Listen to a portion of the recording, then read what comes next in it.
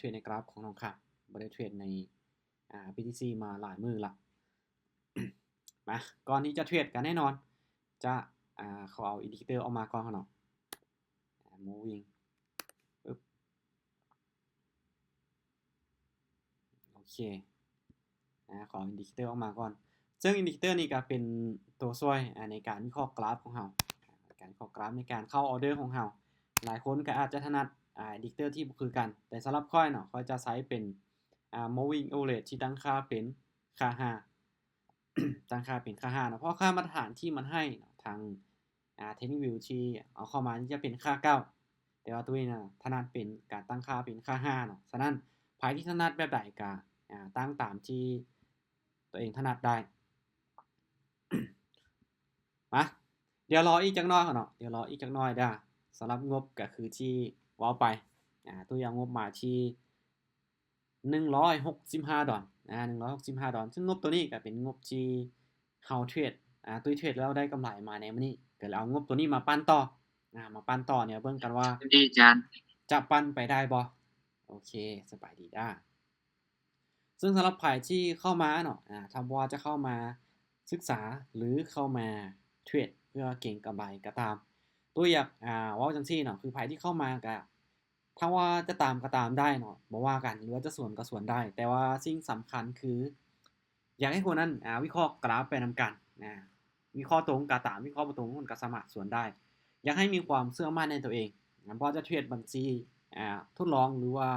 เทรดเงินจริงก็ตามอยากให้มีความเชื่อมั่นในตัวเองครับเวลาที่เราออเดอร์ไปแล้วเนาะเราเชื่อมั่นในตัวเองเราผิดพลาดในจุดใดหรือว่าเราวิเคราะห์แบบใด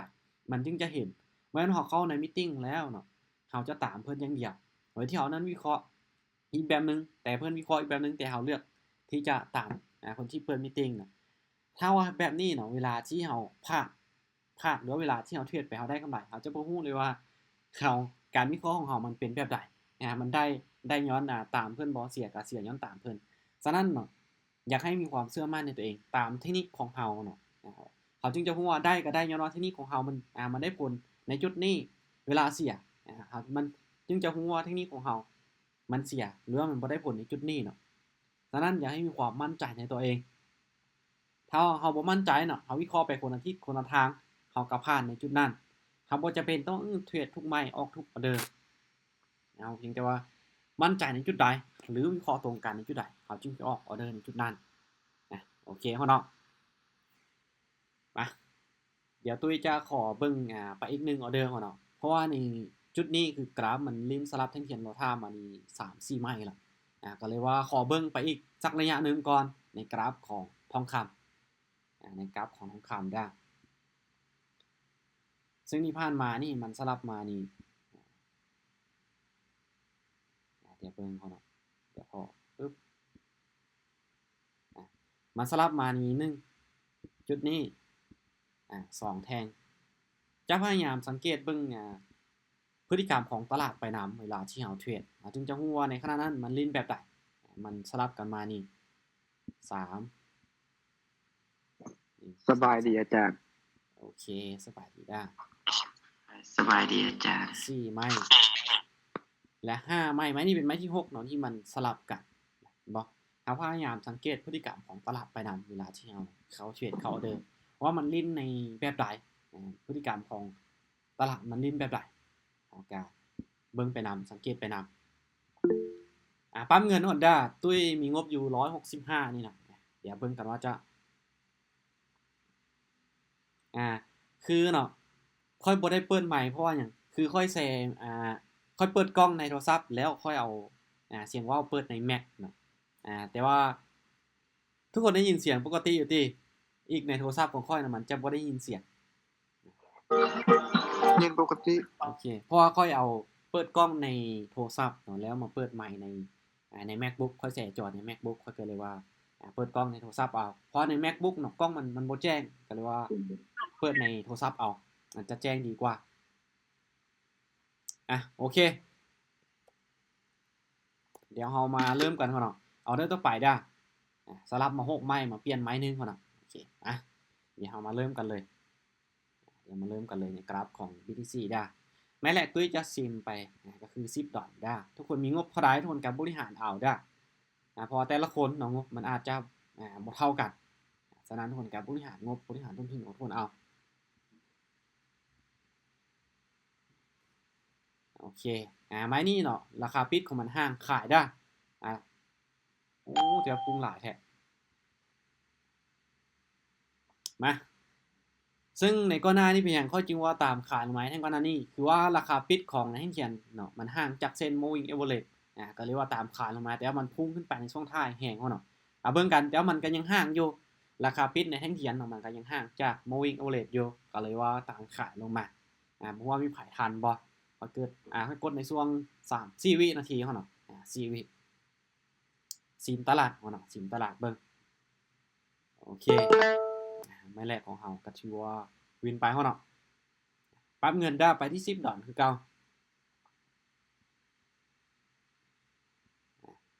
ถ้าเราสังเกตแล้วกราฟในบริเวณนี้เนาะมันสลับกันมาหลายไม้มันตามสีเพียงแต่ไม้เดียวเท่านั้นมาออเดอร์นี้ซื้ออีกเดือนฮอนด้าตุ้ยจะลองลิ้นแบบตามรูปแบบของตลาดสลับเบิงเพราะที่ผ่านมานี่มันสลับกันมานี่5ไม้6ไม้แล้วมันมาตาม4ไม้นี้ไม้เดียวแล้วตัวนี้ก็กลับมาสลับอีกเก่าตุ้ยก็เลยว่าลองลิ้นตามรูปแบบของตลาดสลับเบิงเบิ่งกันว่ามันจะกลับไปสลับหรือมันจะได้ผลอีกบ่ในช่วงนี้บ่ที่ผ่านมามันสลับหลายไม้5-6ไม้มาตาม4ไม้นี้ไม้เดียวและแท่งนี้ก็กลับมาสลับอีกคือเก่าก็เลยว่าลองลิ้นสลับเบิ่งก่อนเนาะมาลุ้นกันเด้เขียวอึบโอเคนี่เขียวน้อยก็เขียวก็ชื่อว่าเป็นไปตามที่คาดมันกลับมาลิ้นสลับอยู่แต่ก็บ่ฮู้ว่ามันจะสลับหลายคือที่ผ่านมาบ่ที่ผ่านมานี่มันสลับกันมา2 4 6ไม้เนาะสลับกันมา6ไม้แล้วตามสี1ไม้แล้วก็กลับมาสลับอีกเดี๋ยวเบิ่งออเดอร์นี้โอเคออเดอร์นี้ตุ้ยจะเลือกไปที่ฝั่งขายได้จะลิ้นสลับอีกเนาะสลับช่วงนี้ช่วงที่กราฟมันลิ้นแบบซื้อเลยโอเคนะตามได้ส่วนได้สำหรับช่วงนี้เนาะกราฟที่มันลิ้นสลับแบบนี้ถามว่าเทคนิคที่ค่อยใช้นี่มันได้ผลบ่เฮาเนาะมันบ่ได้ผลมันได้ผลก็ต่อเมื่อมันเกิดในช่วงที่มันเป็นเขียวกับเขียวหลายไม้แดงกับแดงหลายไม้ในจุดนี้เนาะหรือว่ามันช่วงที่มันเป็นเทรนด์มันจะได้ผลช่วงที่มันลิ้นสลับการเทียนรอท่าสลับเขียวแดงนี่มันจะบ่ได้ผลสำหรับเทคนิคที่ค่อยออกมาหรืออินดิเคเตอร์ที่ค่อยเอาออกมาใช้นี่มันก็เลยบ่ได้ผลในช่วงนี้เขาก็เลยว่าเทรดตามรูปแบบของพฤติกรรมเอาก็คือในหัวข้อที่เขาโปสเตอร์ที่เขาแจ้งสังเกตกราฟแล้วเขาจึงค่อยว่าเขาจะออกออเดอร์แล้วเขาจะเทรดไปแบบเขาเบิ่งสังเกตพฤติกรรมของตลาดในขณะนั้นในจุดที่เขาจะออกออเดอร์เขาพยายามตามตลาดไปปั๊มเงินได้ออเดอร์นี้ไปที่10คือเก่าเนาะเพราะเขาวินเขาจะได้เงิน10โอเคขายอีกได้ออเดอร์นี้ขายได้มันจะสลับกันมาหลายไม้คือที่ผ่านมาบอกเนาะแต่บางเทื่อมันอาจจะสลับ10ไม้ก็มีได้ฮอต10ไม้ก็มีในช่วงที่มันสลับอีหลีอันนี้ก็จะได้เว้ยเคยเจอมาแล้วเนาะ12ไม้ที่มันสลับกับเทียนรอท่ามาเดี๋ยวเบิ่งเนาะไม้นี้จะสลับให้เฮาได้บ่อันมา2-3ไม้เนาะหลังจากที่มันเปลี่ยนไปแล้วจังได๋อึ๊บโอเคก็ถือว่าผ่านแล้วหน่อยเอาเด้อนี่มาวินมา3ไม้ผ่านไป1หั่นน่ะปั๊มเงินได้จะบ่ได้คูณเงินไปหลายถ้าว่าเฮาวินลักษณะเฮาสูงเนาะในการคูณเงินก็จะบ่คูณไปหลายก็ได้หรือว่าเดินเงินเสมอก็ได้เนาะเพราะเฮายังมีกำไรอยู่เดะโอเคออเดอร์นี้ขายเด้อนี่มันจะโอเคมันขึ้นไปเป็นเขียวได้อยู่เนาะมันขึ้นไปเป็นเขียวได้อยู่กดดักมันตามจานโอเคมาตามได้ส่วนได้เนาะออเดอร์นี้ขายลงมาคิดว่าออเดอร์นี้มันเป็นแดงนี่ตกใจเลยดีเดี๋ยวมันสลับขึ้นไปเป็นเขียวมันสวิงขึ้นไปช่วงท้ายเพราะเขาจะส่วนสีแท่งเขียนอย่างเดียวเด้อาจจะส่วนสีเขียนเดี๋ยวเบิ่งเนาะมันจะได้ผลบ่ในจุดนี้ถ้าว่ามันบ่สวิงคือแท่งก่อนหน้านี้โอเคนี่ได้พุ่นเนาะ ปั๊มเงินด้วยก็ได้กำไรมาแน่แล้วนะประมาณ20ปลายดอน20ปลายดอนโอเคปั๊มเงินได้ไปกันต่อเขาเนาะทุกคนจะเดินเงินจากไหนก็ได้ออกตามแบบตามแผนของทุกคนเลยโอเคไม้นี้ขายได้ขายได้เขียวไว้ก่อนในบอลลูกลงมาเป็นแดงโอเคมันขึ้นไปเป็นเขียวเขาเนาะถ้ามันมาเป็นแดงนี่เสียวว่าไปได้มาลุ้นเขาเนาะว่ามันจะลินสลับได้บอลที่ผ่านมามันสลับกันหลายได้มันตามสีไม้นึงแล้วกันมันกลับมาสลับในส่วนนี้มีโอกาสที่มันจะสลับอีกคือเก่าแต่ว่ามันกับบ่มีอย่าง100%เขาเนาะบ่มีคำว่าแน่นอนเบิ่งกันขอบใจด้วยอาจารย์ตามเป้าแล้วโอเคไผที่ตามเป้าก็พักอาจารได้ย์ลงไปกด2รอบกดขายกดซื้อนำโอ้แสดงว่าวินตัวซั่นน่ะกดขายในกดซื้อแน่วินเสยอาจารย์เมื่อกี้ไปกดขาย1เหรียญแล้วก็ไปกดซื้อ10เหรียญโอ้อย่าหาเฮ็ดเด้อมันวินทั้ง10มันทั้งวินทั้ง10มันนี่ไปก็ถึงนะโอเคดอกแต่ถ้าวินทั้ง1นี่บอกเลยขาดทุนนะโอเคเริ่มแล้วนะมันเริ่มจะเปลี่ยนละกราฟนะตอนนี้มันเริ่มจะเปลี่ยนแล้วเดี๋ยวต้องเบิ่งไปก่อนโอเคมั้ยตามซื้อได้กราฟมาเบิ่งกันมันจะเปลี่ยนแล้วบ่มันจะไปตามอินดิเคเตอร์บ่เนาะเพราะว่าเริ่มเห็นในจุดนี้ว่าแห่งซื้อมันเริ่มจะเข้ามาหลายแล้วในบริเวณนี้แห่งซื้อมันเริ่มจะเข้ามาหลายแล้วก็เลยว่าตามซื้อไปมันจะเปลี่ยนพฤติกรรมของตลาดบ่ลุ้นนำกันตามซื้อไป15ดอลตอนนี้คันได้นักจานแห่งซื้อหลายเดี๋ยวมาเบิ่งของเราว่าจะขึ้นได้บ่โอ้นิ่งเลยอึ๊บอันนี้บ่ได้เนาะโอเคผ่านไป2ไม้บ่แต่อันนี้กำไรอยู่ประมาณ5ประมาณ7ดอลบ่ยังปั๊มเงินได้ไปกันต่อเบิ่งเนาะออเดอร์นี้เดี๋ยวถ้าว่ามันลิ้นเป็นแดงน้อยๆจังซี่เดี๋ยวเบิ่งได้แดงน้อยแบบนี้เขาจะขายได้แต่ว่าขึ้นเป็นเขียวนี่ผ่านโอเคขายได้โอ้ยขายปุ๊บเด้งปั๊บ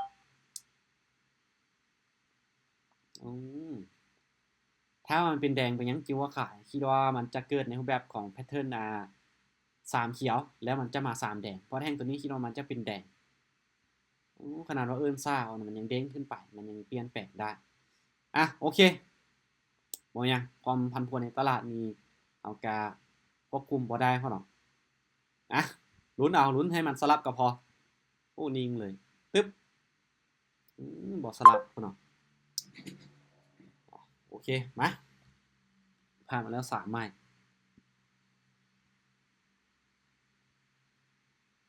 โอเคมาเดี๋ยวเบิ่งออเดอร์นี้ได้ไปที่ขาดทุนอยู่ที่23ดอลขาดทุน23ดอลโอเคออเดอร์นี้ไปที่42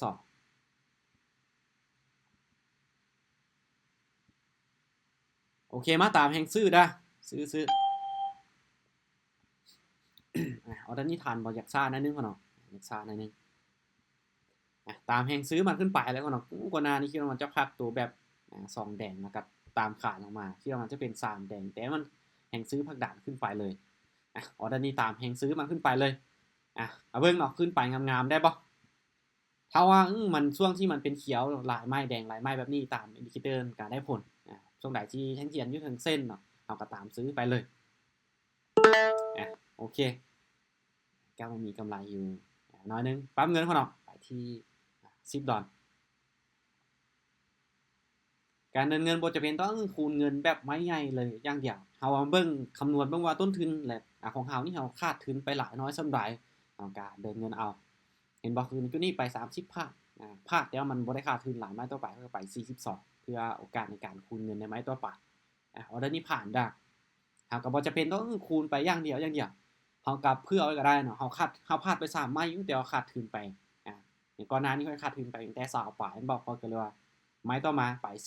42เอาวินเขาก็ได้กำไรแต่ถ้าไม้นี้พลาดเขายังเหลืออยู่100นึงในโอกาสในไม้ที่5แต่ถ้าเอาไม้นี้เนาะไม้นี้ค่อยไป60เลยคูณ2ขึ้นไปเรื่อยๆไป60เลยไม้นี้ค่อยพลาดไม้ต่อไปค่อยคูณเงินเขาจะบ่ได้กำไรเขายังขาดทุนอีกเท่าวินเห็นบ่หลักการในการคูณเงินเราต้องมาเบิ่งที่ต้นทุนของเราว่าเราขาดทุนไปหลายน้อยส่ำใดเราขาดทุนไปหลายน้อยส่ำใดเราจึงจะคูณเงินไปพอให้มันมีกำไร กลับมามีกำไรก็พอแล้วเพื่อในไม้ต่อไปถ้าว่าเขาพลาดแล้วเขาคูณเงินไปอีกนี่เวลามันวินมันได้ต้นทุนและได้กำไรบ่เราต้องเผื่อไว้นำไม้นี้ไป$10ได้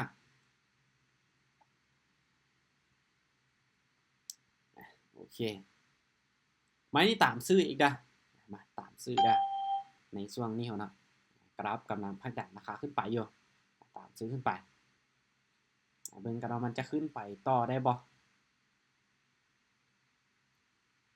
มันลิ้นในตามสีของมันอยู่นอนปัจจุบันนี้มันลิ้นตามสีของมันอยู่มาลุ้นนำกันขึ้นไปเก็บไซด์ดันถึงมันบ่แต่ว่าน้อยพอเนาะเป็นแท่งน้อยเสียวๆแน่ในออเดอร์นี้นิ่งไว้ได้ปะเขียวนะก็เขียวยาวๆลุกอึ๊บโอเค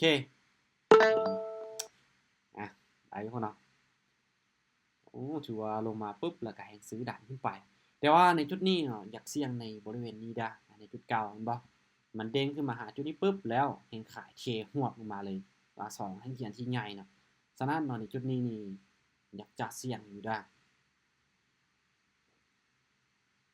โอเคตามแหงขายในอดีตได้ขายออเดอร์นี้ตามแหงขายในอดีตได้เพราะในอดีตมันขึ้นมาในจุดนี้ปุ๊บแล้วมันมีแหงขายที่เทหวบลงมาเลยเดี๋ยวเบิ่งกันว่าในบริเวณนี้มันจะมีแหงขายที่อันยังลงเหลือหรือว่ามีนักลงทุนที่ตั้งราคาขายไว้ในจุดนี้บ่เดี๋ยวมาเบิ่งกันนี่เป็นการที่วิเคราะห์คาดคะเนจากอาทิตย์ของมันจะผลักดันราคามาบ่10วิสุดท้ายโอ้นิ่งเลยขึ้นไปต่อเขาเนาะโอเคขึ้นไปต่อได้มาเทหัวแค่นี้โอเคปั๊มเงินได้ปั๊มเงินเอาได้นี่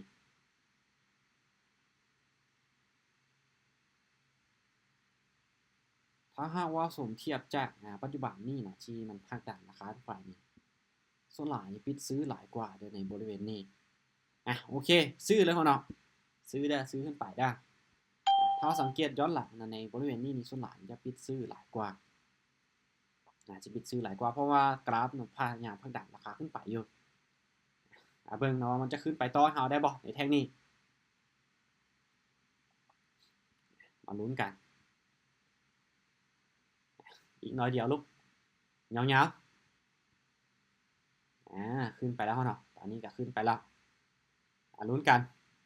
โอเคนิ่งไว้3 2 1โอเคได้พอเนาะโอเคก็พลาดถามว่าผ่านบ่แน่นอนในการเทรดมันก็มีได้มีเสียงมีปกติมีจุดที่เฮานั้นวิเคราะห์ได้แล้วก็จุดที่เฮานั้นวิเคราะห์บ่ได้เดี๋ยวไปต่อเด้อเดี๋ยวไปต่ออีกจักหน่อยได้จำเป่าเลยจโอเคไผตามเป้าก็พักได้แล้วก็สรุปให้แน่ว่าแต่ละคนบวกกันเท่าใดออเดอร์นี้ซื้ออีกคนได้มาซื้ออีกเด้อออเดอร์นี้ซื้อได้ผ่านในวินแน่แต่การบริหารเงินเป็นมีกำไรโอเคเนาะแม่นเนาะตัวนี้เนี่ยพลาดแน่วินแน่แต่ถ้าเฮาบริหารเงินเฮาคูณเงินบ่ให้พลาดเกินงบที่เฮามีสมมุติเฮามีงบ4เหรียญ10เหรียญเนาะเฮาสามารถคูณเงินได้4ไม้แล้ว4เหรียญ10เหรียญสามารถคูณเงินได้4ไม้นะบ่พลาดเกิน4ไม้นี่มีกำไรจากการเทรดตุ้ยกล้าว่าถ้าบ่พลาดเกิน4ไม้มีกำไรจากการเทรดแต่ว่า10เหรียญอยากไปไม้ละ3ไม้ละ4นี่แน่นอนเราจะคูณเงินบ่ได้ฮอด4ไม้ถ้าเอาแล้วเราพลาด2ไม้เราพลาด3ไม้นี่เราก็จะขาดทุนแล้วเรามีงบ10เหรียญโอเคก็ถือว่าจากงบ165เนาะการมาที่200กับ$10กำไรก็บ่หลายเนาะเก็บเอาฮอดละเล็กละน้อยก็ได้เนาะแต่ว่ามื้อนี้ก็ได้กำไรมา200กับ$10จากที่เราได้กำไรมา$45แม่นบ่งบมีอยู่ที่165แม่นบ่มาที่200กับ$10แสดงว่าเราได้กำไรมาที่$45ก็ถือว่าโอเคเนาะต่อรอบในการเทรดกำไรรอบละ$30-40ซึ่งก็ใช้เวลาในการเทรดก็บ่ได้โดนเนาะได้กำไรแล้วก็พักได้กำไรแล้วก็พักสำหรับในการเทรดของค่อยก็จะประมาณนี้เนาะในการเข้าออเดอร์ของค่อยเนาะส่วนหลายจะสังเกตเบิ่งพฤติกรรมของตลาดไปพร้อมนะว่าตลาดในขณะนั้นมันลิ้นแบบใดคือเข้ามาเนาะในกราฟของ BTC เข้ามาเจอกราฟที่มันลิ้นในรูปแบบของตลาดที่สลับบ่ ตลาดสลับเขาก็พยายามตามสลับไปหลังจากที่ตามสลับไปสักระยะหนึ่งแล้วเริ่มเห็นว่ากราฟมันเริ่มเปลี่ยนแปลงรูปแบบของตลาดมันปรับราคาขึ้นไปเขาก็ตามซื้อนะตามซื้อขึ้นไปเนาะฉะนั้นเนาะจุดสำคัญคือเขาพยายามเบิ่งพฤติกรรมของตลาดในขณะนั้นว่ามันลิ้นแบบใดเขาก็พยายามจะตามพฤติกรรมของตลาดไปบ่แม่นว่ากราฟมันลิ้นสลับมันลิ้นสลับทั้งเขียนราคาอยู่เฮาก็กุมสิตามสีแทงเขียนอย่างเดียวนี่ก็เฮ็ดให้เฮานั้นขาดทุนแม่นว่าตลาดเนาะมันปรับตัวเป็นเทรนด์ก็ขึ้นเนาะส่วนหลายมันปิดเป็นเขียวแล้วเฮาก็สิกุมแบบแทงเขียนมันตามสลับอย่างเดียวแทงเขียนเราท่านเป็นสีเขียวเฮาก็สิกุมขายอย่างเดียวนี่บ่ได้ต้องเบิ่งอิงตามปัจจัยและพฤติกรรมของตลาดในขณะนั้นพร้อมโอเคเนาะสำหรับมื้อนี้ก็จะประมาณนี้สำหรับมีตติงในการเทรดและก็หาจุดเข้าเด้อสำหรับค่อยแต่ละคนมีตัวใดที่จะถามก็ถามได้เนาะตัวเชื่อว่ามีทั้งคนได้กำไรและมีทั้งคนขาดทุนเนาะบ่จะตามหรือส่วนกันมีอยู่แล้วเนาะคนทั้งตามทั้งส่วนโอเคเป็นจังได๋คนอาจารย์โดยสมมุติถ้าเฮามีงบ2เหรียญจะเก็บมื้อละเท่าใดโอ้งบ2เหรียญเก็บมื้อละเท่าใดงบ2เหรียญนี่ค่อยว่าเป็นงบที่น้อยแล้วก็เสี่ยงหลายนะเพราะหยังคือถ้างบ2เหรียญเฮาโอกาสในการคูณเงินของเราบ่ว่าคูณซะเดินเงินได้2ไม้เนาะสูงสุดถ้าเฮาบ่พลาด2ไม้ติดพลาดพลาด1วิน1เฮายังก็ยังขาดทุนอยู่ไม้แรกเฮาไป1ขาดไม้2เฮาไป1วินไม้ต่อไปเฮาต้องได้ all in พอบ่ all in บ่ได้แล้วเฮาแบ่งไป1นี่เวลาเสียเฮาก็ไปต่อบ่ได้น่ะเพราะว่าขั้นต่ำก็คือปิดไมค์ให้ก่อนได้ปะมันเสียงดังเพราะว่าขั้นต่ำก็คือไป1ดอทเนาะถ้าเฮาพลาด1แล้วเอาไปคูณไปในไม้ต่อไปเอาวิน1ได้มาอยู่ที่ 1.95 ถ้าเฮาแบ่งไป1เนาะถ้าเฮาเสียเฮายังเหลืออยู่ 0.95 เฮาจะไปต่อบ่ได้เพราะว่าขั้นต่ำ1ดอทคืองบ2ดอทตุ้ยถ้าว่าเขามีงบเล็กน้อยๆซ้ำนี่เขายังบ่แนะนำให้เทรดเนาะเพราะว่าหยังคือเทรดไปก็แน่นอนงบน้อยโอกาสที่เราจะเสียมันก็หลายกว่าอยู่แล้วเนาะแนะนำให้เทรดบัญชีเดโมบัญชีทดลองไปก่อนก็ได้นะเพราะว่างบของเขายังบ่พร้อมอีหลีหรือเขายังบ่ต้นทุนของบ่พร้อมที่จะลงทุนเนาะอย่างน้อยอยากให้คูณเงินให้มันได้ซะเนาะคูณ2ไม้3ไม้หรือ4ไม้งบ10เหรียญจังซี่ถ้าว่างบ10เหรียญควรเก็บกำไรจังได๋ต่อมื้อเนาะคือตัวนี้ก็ขึ้นกับทุกคนน่ะสะดวกแต่สำหรับค่อยแนะนำเนาะงบ10เหรียญนี่เก็บกำไรรอบละ1ดอลหา2ดอลก็ถือว่าอยู่ในช่วงที่มันพอดีอยู่ในช่วงที่มันโอเคเนาะถามว่าเอาหลายกว่านั้นได้บ่ได้แต่ว่าความเสี่ยงของเรามันจะ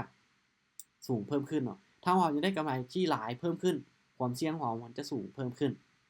ถ้าเราเอากำไรที่มันลดลงเนาะความเสี่ยงของเรามันก็จะลดลงการที่เรามีงบ10เหรียญแล้วเก็บกำไรรอบละ1เหรียญหรือ2เหรียญนี่นะตุ้ยเชื่อว่าทุกคนเฮ็ดได้สามารถเฮ็ดได้เนาะในการเดินเงินไม่แรกเอาไปที่ 1.1 ก็ได้เราพลาด 1.1 ปุ๊บไป 1.2 ถ้าพลาด 1.2 ปุ๊บไปที่2.4 ถ้าพลาด 2.4 ไม้ที่4 all in เลยบ่พลาด4ไม้นี่มีกำไรบ่พลาด4ไม้มีกำไรแน่นอนเก็บรอบละ1ดอลหรือ2ดอลด้วยต้นทุนที่มี10ดอลแต่ถ้าว่าต้นทุนมีอยู่ที่2ดอล1ดอล2ดอลหรือว่า3ดอลนี่ตุ้ยว่ามันเสี่ยงหลายเกินไปและมันมีความกดดันที่มันหลายเพราะหยังเราบ่มีโอกาสที่จะคูณเงินเลยมีโอกาสที่จะแก้ตัวเลยตัวนี้เนาะให้ค่อยเทรดนี่ค่อยก็ว่าจะออกออเดอร์ไปมันก็ยังย้านมันยังลังเลอยู่ว่าออกไปนี่มันจะเสียบ่ออกไปนี่เขาจะวินบ่ก็เลยเฮานั้นย้านบ่กล้าออกออเดอร์ในจุดที่เฮานั้นวิเคราะห์ไปแล้วถ้าว่างบเล็กๆน้อยๆ1ดอล2ดอลนี่ค่อยบ่แนะนำให้เทรดเทื่อเนาะศึกษาไปก่อนเนาะบ่ฟ้าวใจร้อนบ่ฟ้าวที่อยากจะได้กำไรเทื่อเฮาศึกษาไปดีๆเฮาพร้อมที่จะลงทุนแล้วก็ลงทุนด้วยงบที่มีในพอประมาณซะพอคูณเงินได้เนาะบ่หลายก็10เหรียญ10เหรียญหรือ10ปลายเหรียญแบบนี้พอคูณเงินได้เนาะพอให้เฮามีโอกาสได้แก้ตัวแน่บ่เฮาจะเก่งสักใดก็ตามถ้าเฮาบ่มีโอกาสแก้ตัวเลยนี่เฮาไป1ไม้หรือ2ไม้บ่มีโอกาสแก้ตัวเลยนี่ยากเนาะที่เราจะทำกำไรจากมันได้เบิ่งแม่นเนาะข้อยยังผ่านฮอด3ไม้เห็นบ่2ไม้3ไม้ก็มีขนาดว่ามีประสบการณ์มาหลาย แต่มันก็บ่ได้เสมอไปเนาะครับประสบการณ์ของเขามันจะได้ผลตลอดมันจะใช้ได้ตลอดมันบ่เสมอไปอย่างน้อยก็ต้องมีโอกาสได้แก้ตัวเลยยังมีโอกาสให้เรานั้นแก้ตัวโอเคเนาะสำหรับคอมนี้บ๊ายบายทุกคนหวังว่าทุกคนเนาะอาจจะบ่ได้อย่างนึงก็ได้อย่างนึงในเรื่องของmindset วิธีคิดแล้วก็จุดเข้าเดินต่างๆโดยสมมุติว่าเราเก็บเหรียญแล้วเราจะถอนเอาหรือว่าสิจงไว้ในกระเป๋าอย่างเงี้ยตัวนี้เนาะถ้าเป็นมือใหม่นี่ขอแนะนำให้ถอนออกเป็นสร้างวินัยให้กับตัวเองคือเวลาที่เราตั้งเป้าไว้เนาะเราเติมเข้าไป10เหรียญตั้งเป้าไว้กำไร1เหรียญหรือว่า2เหรียญเราก็ถอนตัวนั้นไปเก็บไว้นะถอนไปเก็บไว้ฝึกให้เรานั้นมีวินัยในตัวเองได้ตามเป้าแล้วก็พักถ้าเราบ่อยากถอนเป็นกีบก็เราก็สมัครมา2บัญชีโอนไปเก็บไว้ในอีกตัวนึงโอนไปเก็บไว้ในอีกบัญชีนึงยกตัวอย่างบัญชีที่เราเทรดอยู่เนาะแล้วโอนไปไว้ในอีกบัญชีเก็บของเราคือเป็นตัวนั้นเนาะโอนไปไว้แล้วก็เก็บไว้ได้ตามเป้าแล้วก็หยุดโอนไปเก็บไว้ได้ตามเป้าแล้วก็หยุดโอนไปเก็บไว้แล้วมันตัวกำไรมันขึ้นไปฮอด5เหรียญ10เหรียญเราถึงค่อยถอนเป็นกีบก็ได้แต่ว่าในช่วงแรกนี่ฝึกให้เรานั้นมีวินัยในตัวเองก่อนเนาะได้ตามเป้าแล้วเราหยุดตามเป้าตามแผนของเราแล้วหยุดบ่จะได้หรือเสียก็ให้หยุดให้ได้เพราะว่าวินัยนี้เป็นปัจจัยสำคัญในการเทรดนี่ถ้าเราว่าเราเทรดเก่งส่ำใดก็ตามเราบ่หยุดเราบ่มีวินัยเนาะเทรดเก่งส่ำใดก็ตามมันมีจุดที่เรานั้นผิดพลาดจุดที่เรานั้นเข้าตลาดบ่ได้อยู่แล้วบ่เราจะเทรดเก่งส่ำใดก็ตามตลาดมันมีช่วงที่มันผันผวนถ้าว่ามันผันผวนแฮงอีหลีเราเข้าตลาดบ่ได้ในช่วงนั้นถึงแม้เราจะเทรดเก่งเราเข้าตลาดบ่ได้เราคุมตัวเองบ่ได้เราก็จะขาดทุนเราก็จะเสี่ยงเงินคือกันแต่ถ้าเราเทรดเก่งแน่บวกกับเรานั้นมีวินัยเคร่งครัดในแผนการของเขาแน่ตอนนี้น่ะจะเฮ็ดให้ทุกคนนั้นอยู่รอดในการเทรดในระยะยาวบอกเลยนะพี่น้องถ้าเราบ่เทรดเก่งหลายก็ได้เนาะเทรดพอที่ว่าอัตราชนะนี่40หรือ 50% แต่ว่าเรามีวินัยเรามีแผนการในการเดินเงินที่มันชัดเจนเราก็มีกำไรจากการเทรดคืออาจารย์น้องขอถามได้วินัยคือแม่นหยังน้องยังบ่ได้เข้าใจแท้โอเคเนาะคือวินัยแม่นหยังคือวินัยแม่น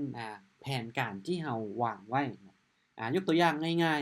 ๆเอาในการใช้ชีวิตประจำวันของเราซะยกตัวอย่างเนาะเราตั้งเป้าไว้ว่าเราจะตื่นทุกมื้อเวลา 6:00 นเขาจะตื่นได้บ่ทุกมื้อ 6:00 นเนาะฮอดโมงแล้วปุ๊บตื่นจากลุกจากบ่นอนเลยบ่ว่ามื้อนั้นจะเมื่อยหรืออากาศจะเป็นจังไดก็แล้วแต่เขาลุกให้ได้ทุกมื้อ 6:00 นให้มันเป็นประจำให้มันเป็นนิสัยเป็นวินัยเขาเอิ้นว่าแผนการเฮ็ดแบบในจุดเก่าจุดนั้นซ้ำๆๆคือเราตั้งว่าเราจะตื่น 6:00 น 6:00 นเราต้องตื่นเราต้องลุกเฮ็ดแบบตื่นทุกมื้อทุกมื้อเขาจะเอิ้นว่าวินัยเฮ็ดในจุดนั้นให้มันเป็นนิสัยเฮ็ดในจุดเก่าซ้ำๆๆให้มันเป็นนิสัยเขาจะเอิ้นว่าวินัยก็คือในการเทรดด้วยกันเขาตั้งเป้าว่างบของเขามี100เขาเอากำไร10เหรียญเขาได้ตามเป้าเขาหยุดในรอบนั้นแล้วในรอบต่อไปเขางบ100ได้กำไร10เหรียญเขาหยุดในรอบนั้นเฮ็ดให้ได้แบบนี้เนาะตามเป้าที่เราวางไว้ตามแผนที่เราวางไว้แล้วเขาหยุดเขาเอิ้นว่าวินัยระเบียบวินัยบ่ต่างหยังกับเวลาที่เราไปเรียนเนาะอาจารย์ว่าผมยาวเราต้องตัดเนาะตัวนั้นเป็นระเบียบวินัยเราต้องปฏิบัติผมยาวปุ๊บเราต้องไปตัดผมยาวปุ๊บเราต้องไปตัดบ่ตัดครูอาจารย์มาตัดให้อันนี้คือการเวลาที่เราเทรดไปแล้วเราได้กำไรเราบ่หยุดตลาดมันจะหยุดเราให้เราเองหยุดโดยที่พอร์ตของเราแตกฉะนั้นเนาะพยายามมีวินัยในตัวเองและมีแบบแผนที่มันชัดเจน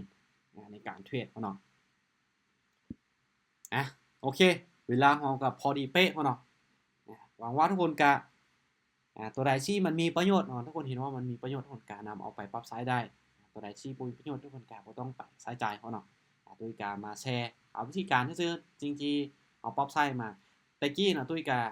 เทรดแล้วก็บ่อยากถอนกับทุกคนนี่ล่ะแต่ว่าแบ่งเป็น2บัญชีเทรดได้กำไรแล้วไปเก็บไว้ในอีกบัญชีนึงเทรดได้กำไรแล้วไปเก็บไว้ในอีกบัญชีนึงแล้วเวลาที่มันได้กำไรหลายมาเขาอยากถอนเขาก็ถอนเป็นกีบบัดเดียวเลยฝึกให้มันเป็นนิสัยไปในตัวมีวินัยไปในตัวโอเคสำหรับรอบนี้บ๊ายบายคนด้าแล้วพบกันใหม่ในรอบต่อไปหรือว่าในโอกาสหน้าเนาะโดยถ้าว่าจะเทรดหรือก็จะแจ้งมีตติ้งลงไป ทุกคนก็สามารถเข้ามาร่วมเข้ามาศึกษานำกันได้เขาเนาะโอเคสำหรับคราวนี้บ๊ายบายคนได้ขอบใจทุกคนที่เข้ามาร่วมเขาเนาะสำหรับคราวนี้บ๊ายบาย